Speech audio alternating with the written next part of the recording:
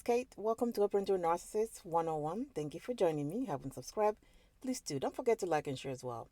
Guys, today's topic is 5 ways the covert narcissist seeks attention from you. The 5 forms that the covert narcissist seeks attention from you. Because that obviously they want you to pay attention to them. These are some of the ways that you might not even think that's what they're looking for and fully engage in whatever it is they got going on. But these are some of the ways that it comes across. One of them is asking for your opinions, and this is not even limited to relationship dynamics, or it could be family, a parent, or siblings, or whatever, or friends, co-workers, whatnot. They ask for your opinions on small things, not because they want to take it, right?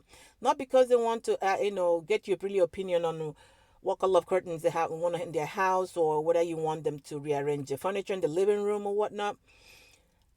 It's solely because they want your attention on them, right? And usually, like, let's say you're hanging out with some other people and they know you're going over there to hang out with them, or you are just having a side conversation with somebody else and they see you.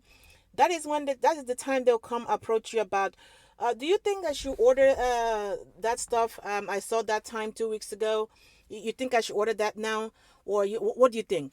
They are just trying to draw your attention away from whatever it is you got going on. It could be something you're doing. It could be your hobby. It could be you could be knitting or something.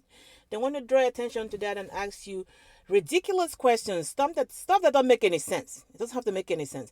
But the whole idea is to get your attention on them, not because they need your opinion really on anything about that.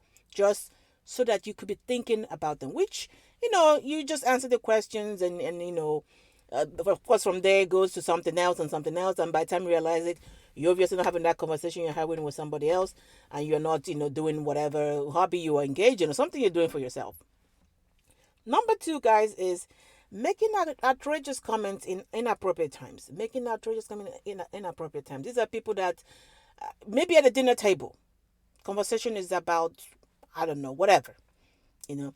They will draw on something, maybe say something sexually inappropriate. They're going to say something, not minding whoever is at the table.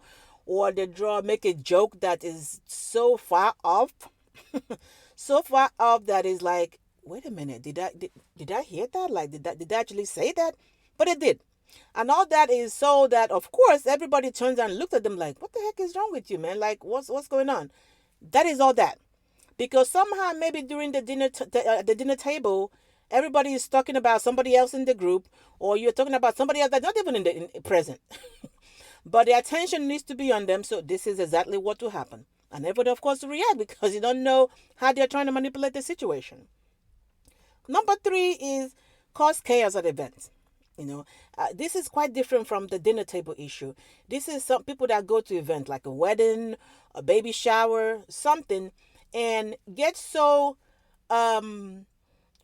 deprived of attention because, like a bride and groom at a wedding, everybody's attention is on them, that they cause chaos. And I've witnessed it. That is so weird. Like somebody, it was a wedding, and during the dance time, I think it was, this person really literally manufactured an issue with the girlfriend and had all his boys outside, his friends outside, trying to calm him down. These are the friends that are supposed to be inside, right? With the bride and groom and cheering their friend that is getting married on. No, they outside over there trying to calm him down, trying to get him, because he's out there like, you know what, I need to go. I need to find you. You're gonna let me crash at your couch tonight because I'm not going home. You have to remember though, in this situation, the girlfriend came by herself. She can easily go back to her place. There's no reason why, but this came out of nowhere. So these are people that cause chaos at events because even something as somebody's wedding or a baby shower or something, or somebody's birthday, they cannot afford for you to have other people's attention on that person besides them. So they will cause this kind of ridiculousness, or they break a glass or something that would get everybody's attention focused on them.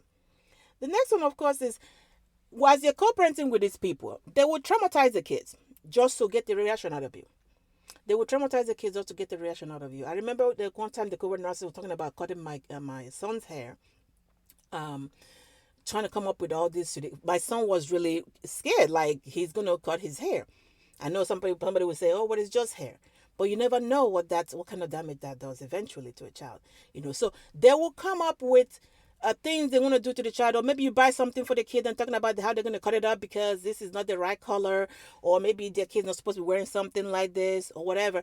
And this usually is something maybe the kids enjoy or the kids like, but because they want to get at you, to get you to engage, to get you to go back and forth with them on this, they will make those kind of statements. Like in the case of my son, where he's talking about he's going to cut his hair, that yeah, because I don't want to, it will send the wrong message.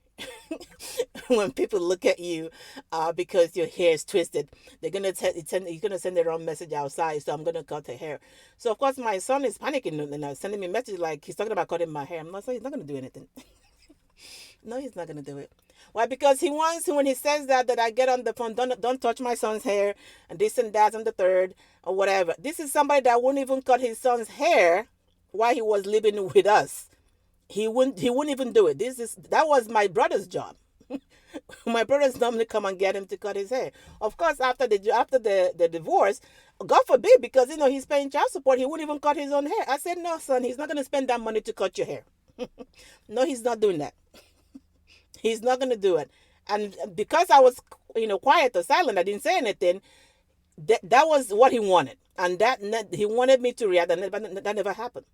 Because I guarantee you, if I engage with, don't do this, don't do that, he might actually try to cut the hair by himself, just so I can go back and forth with him.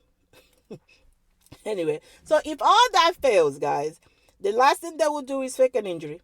Fake an injury, fake a sickness, fake something that would, of course, bring attention all the way to them. So maybe you get to, if you don't talk to them before, let's say you get in a co-parenting situation, they fake all this injury of this happened so that you engage and talk, ask them questions. What happened? Are you okay? This and that. You want me to, keep the kids? They don't have to come visit. All of that. And there's no limit really. There's no law they can go. These are people that manufacture terminal illness on themselves. They will say they have that, or they will say they have some kind of injury, or they will stretch whatever. Maybe they have a paper cut and it's like they have some kind of huge stab wound or something. There's no limit. There's no limit. As long as it gets that attention from the family members, get attention from you or the children, whatever it is, the attention is on them and how the people are running around them and help them, they will do that. And these are things that maybe because you're so engaged, you're so used to being engaged, them trying to engage with you, yelling or cussing you out on the phone or whatever. When all this other stuff happen, you don't know that's what's going on. This is them still trying to seek attention from you. This is them trying to make you them be your focus. They're center of the universe. This is how other ways they do that. All right, guys, get a hold of your mind, and everything else will fall into place. Please like and share. Take care.